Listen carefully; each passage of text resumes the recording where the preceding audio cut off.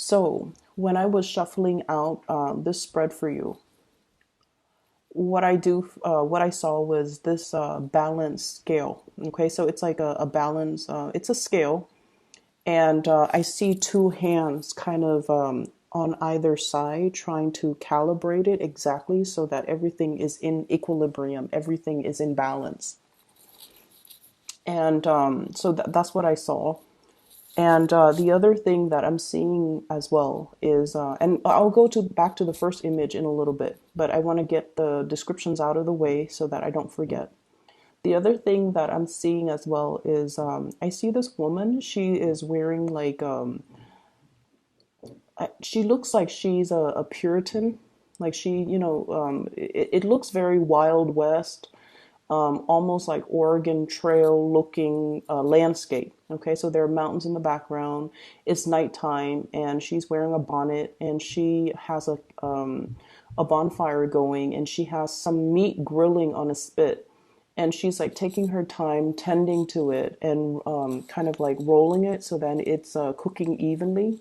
So you know that she's spending a lot of time trying to do that. And then this man walks by and he tears a chunk out of it and he just eats it and then he walks away without even, a thank you, without even offering anything to her, and she doesn't seem upset. She just kind of looks down and then she continues to kind of turn it until it's ready. Okay. So those are the two images that I saw. And so I feel like there is a major, the thing that we're dealing with for the rest of January, there's a major theme about reciprocity, about the give and take, about balancing out responsibilities, also about karmic justice in this spread. And I feel like some of you have been dealing with somebody who is a little bit opportunistic, okay? They're kind of like pulling the wool over your eyes, or they are doing this with everybody, okay? It's almost like somebody who is quite manipulative, deceptive. They put on the air that they put on airs that they are a certain way, and what you know to be true is very different. I feel like there have been instances where this person, it's almost like getting warnings, okay? And I usually believe that, whenever the universe has a message for us, messages comes in three, messengers come in three. And if we ignore it, the signs get bigger and louder and more recognizable and more difficult to ignore. And so I feel like this has been like an ongoing issue with this person, where they're very deceptive. They're very opportunistic, and I feel like they'll take and take and take and take because they deep down they only care about themselves, and they have this mentality that like, well, the other person's giving, so why don't I just take, and there's also something here that indicates to me that if we give to somebody because we love them, because we care about them, the way they look at it is, oh well, the other person's giving, so why don't I just take, So it's almost like if they didn't have it to give, then they shouldn't have given it out. So you're dealing with somebody who is, lacking in awareness, lacking in consideration. Okay, they could be younger, like they could be a little bit more childlike, where they're a little bit more self-absorbed. They don't really understand the rule of things. They don't understand reciprocity just yet. Or you're dealing with someone who's opportunistic, and they just that's just the energy that they're exuding. And so, they will always, ask for assistance. They will always ask for help. They will always kind of like not want to do the responsibilities on their own. And I also feel like it's someone who's a taker in the financial sense, okay? So what we have here is the Five of Pentacles, hands outstretched. Somebody that you're dealing with is wanting, like the assistance, wanting the financial assistance, needing help, or constantly asking because they might have poor time, money management skills. I'm seeing as well for some of you, Virgos, you guys are really, really, really kind people. You're very, very kind people. But like with all acts of kindness, I feel like, you want to devote your energy and your resources and your time to help people who are willing to help themselves. If someone has fallen on hard times, of course you want to help them out, right? And then you hope that, not because you want anything in return, but you hope that, oh, they're dealing with a bump in the road. So if I help them, they're going to overcome it and then they'll be okay. And then there are people where they make really bad decisions over and over and over and over again, and they don't learn. And you feel like if I help them, they're never going to be able to help themselves. They're never going to be able to, learn responsibility. So I feel like some of you have been dealing with this and you're coming to the realization that the other person's taking me for a ride. And if I keep helping them, it doesn't teach them responsibility. In fact, it's enabling this type of behavior. So I'm going to put a stop to it. So you have somebody here that's like, woe is me, okay? Three of Swords. It's not my fault. It's somebody else's fault. It's almost like, can't you see what's happening to me? And it's lacking in the ability to take on responsibility, to accept our responsibilities, to accept that we somehow contributed to this situation and we're here now, but we don't accept responsibilities and we cast the blame on other people. So I feel like you're kind of stealing up, or you are trying to show somebody, some tough love. You're trying to let somebody learn their karmic lesson. Okay, this is not about spite. This is not about vindictiveness. This is not about turning our back on a person that needs help. This is more about dealing with someone specifically where they're not really seeing or taking ownership of their actions, and over and over and over and over again, they're not able to connect that, you know what, I created these problems, I'm going to have to fix it. So I feel this energy here about you detaching yourself, about you telling the other person, I can no longer help you. However, I have these resources or these people that you can get assistance from. Or, if you want something, you have to work for it. Okay. So for those of you who are dealing with this in children, somebody wants somebody cuts corners. I feel somebody cuts corners. They want the easy way out. They don't want to, learn delay gratification and self-discipline and, work hard so that you can be proud of your work. They just want to cut corners. And I feel like you're kind of telling them in very, few words, like, if you want to get money for that, you have to work for it. Okay, so I feel like you're kind of drawing the line, and you're being very firm with another person. I also feel as well for some of you, this honestly, I don't feel a lot of children. I feel like it's somebody who's an adult. Okay, it's somebody who is like over the age of 18. It's almost like from your perspective, you feel like they should know better. And you're sympathetic. I feel like you care about this person. You don't have any vindictiveness or any malice or any anger towards them.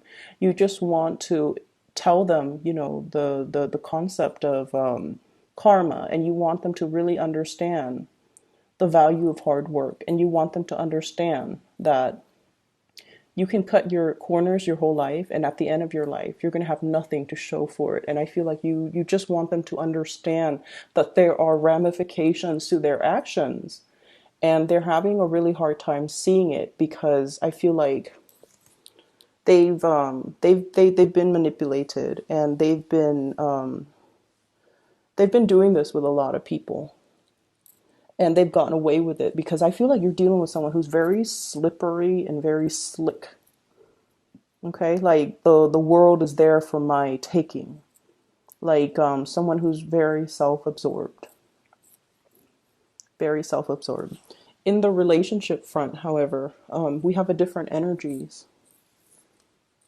I feel like some of you are in a relationship with somebody who is very careful with money. Okay, it's somebody who wants to get their money's worth.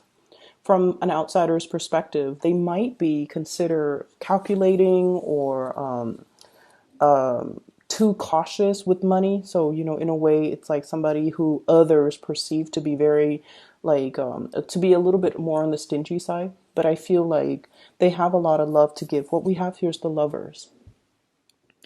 And this is like shouldering the responsibilities of the relationship. It's somebody who's very practical.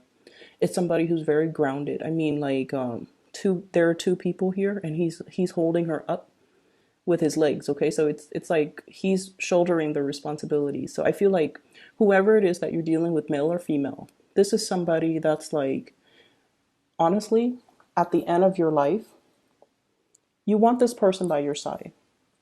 When you're 80 years old and you're sick and you're no longer, young and spriteful and youthful and attractive, this is still somebody that's going to love you for you. They're going to be there for you to make sure you take your medicine. Um, you know, like when we think of like a really old couple, right? And the physical attraction might or might not be still be there. And we think about, declining health and whether or not we're going to be in our best shape. This is somebody that will be there for you through thick and thin, because that's just the way they are. So I feel like you have a partner, you have somebody that will be there for you through thick and thin. And some of you are cognizant of this fact as well. They might not be like the most romantic type of a person, but they're very stable, very loving, very nurturing. And they don't mind taking care of you. They'll be there when you're sick. They'll be there through the bad times. Okay, it's somebody who's not going away, who doesn't shy away or run for the hills at the first sign of trouble. It's somebody with sustaining power. So you've got somebody that's really it seems to me almost like a karmic relationship here. I have here the Six of Pentacles and also the Five of Pentacles. These are big karma cards in my book. They could be good or bad. Both of them. Usually I think of karma as, what you give out is what you get back. And both of these cards are falling out in this spread, 5 and 6, which basically means you have some good karma coming back to roost. And then if you're dealing with this karma from the other person who's not really learning responsibility, then I definitely feel like that might be associated with their energy. But aside from that, I feel like there might be a karmic relationship. It's somebody who, the two of you are learning a lot from one another. And I feel like, honestly, I feel like the other person, Virgos, like I mentioned before, I feel like you're turning your back, right? And you're turning your back on opportunists. And I feel like many of you, when you're young, you guys, not that you're not sweet and adorable and, very kind and loving, you still are all of these things. But I feel like in the process of going through life and dealing with very, very self-serving people and dealing with people who are like emotionally irrational, explosive, or just so self-absorbed, I feel like it has dampened your faith in humanity. That's what I'm sensing. So I feel like that sense of unconditional love, unconditional trust, that sense of childhood abandonment. I feel like it's life has taken a toll on you, where you're no longer naive and innocent and trusting and giving your heart away. You're very selective about where you're giving your energy at this point that I'm reading for many of you guys. And I feel like the other person that's in your life, yes, they're calculating, yes, they're practical, yes, and all of these things. But they have like a calmness about them. where they have a really good understanding of human character. They have a really good sense of, we're all humans. We make mistakes. This person might be an opportunist, but they probably grew up with a lot of people that were like that, and that's why they're like that. So this person is giving you a sense of wisdom. They're kind of broadening your worldview. They're able to show you kind of like another side of looking at a situation or looking at a person. And I feel like they're teaching you a lot about, generosity.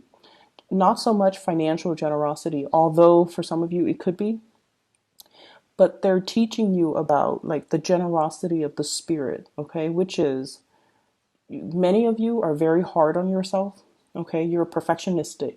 You beat yourself up when you do something wrong. And the thing is, when we're really hard on ourselves, we're also very hard on other people. Okay, right?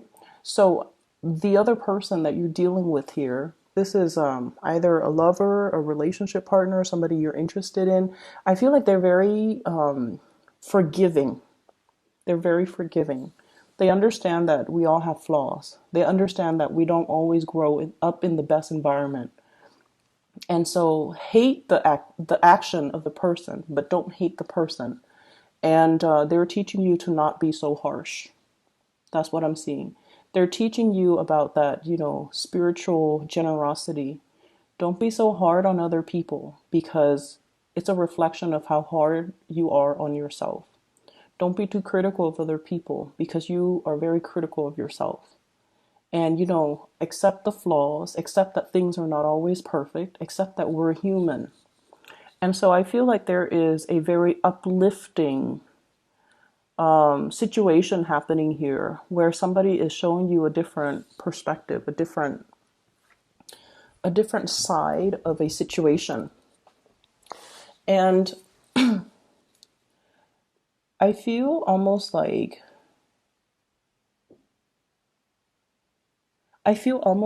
this is something where it's taking you outside of your element in order for you to truly understand it. Okay? What I have here is the Knight of Wands. This is like rushing in, arguments, defending a situation, defending our beliefs, fighting on a moral ground. So, for example, if you're holding back your generosity because the other person is just like taking advantage of it, they're not learning.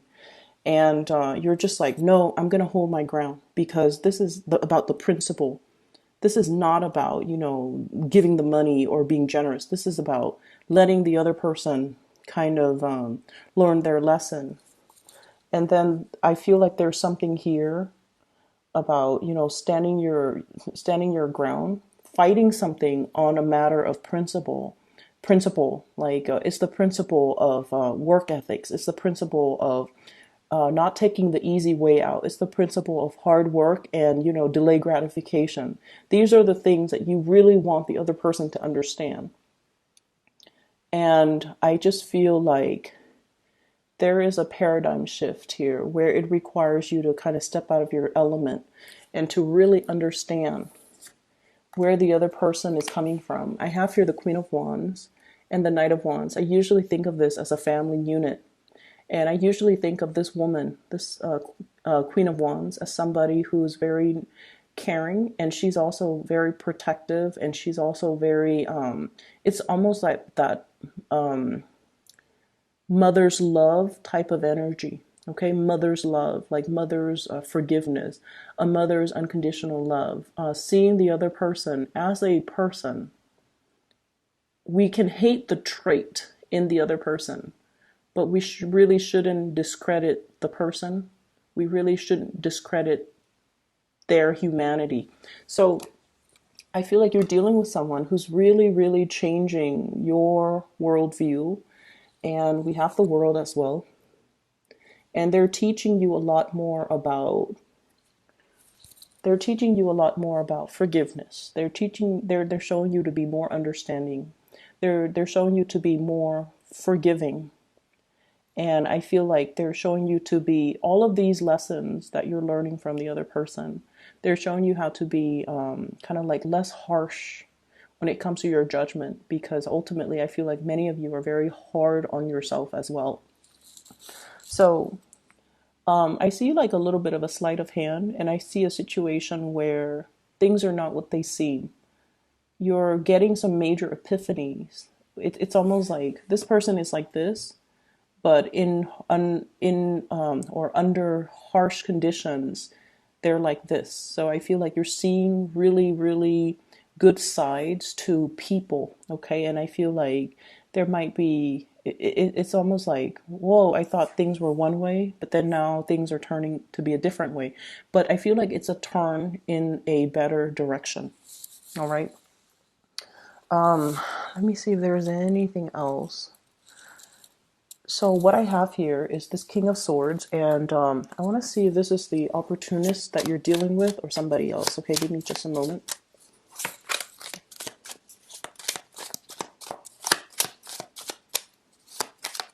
This King of Swords.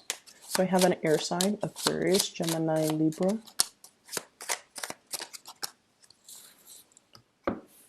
I feel like for some of you, there might have been a separation here. Three of Swords, King of Swords, with an air sign, Aquarius, Gemini, and Libra. And I feel like they're thinking about you. They're wondering about you. And they're just like, do you miss me? Does the Virgo person miss me? Are they okay? What are they up to? Do they not see me trying to reach out? Have they, especially if they have been sending you messages, they feel very, very left out by you. For some of you, I feel like you have moved away from this person like once and for all. And you know, you are really trying to block communication. You're trying to block solicitation from this person. Reaching out, getting blocked. Okay, so I feel like you're trying to block communication and solicitation from this person. So Aquarius, Gemini, and Libra. And I almost see this sense of like I've learned who you are. I know who you are, and I've moved on. Okay, so there's a very strong sense of finality associated with this. That is all I have for you here, Virgos. I'm sorry, I'm blanking out. What I do feel, one last thing is I feel like there's a situation where, you know, if someone has already revealed their true character, I feel like it's already, you know, it's like cracking that egg, right? Cracking that egg. It's already cracked. You can't put the yolk and the white stuff back into the cracked shells, okay? Cracked eggs. So it's sort of like things have already been hatched. Everything's already hatched. Everything has already been determined. So I feel like you can't really go back to a situation from the past, okay? I wish you all the best, okay? And take care of yourself.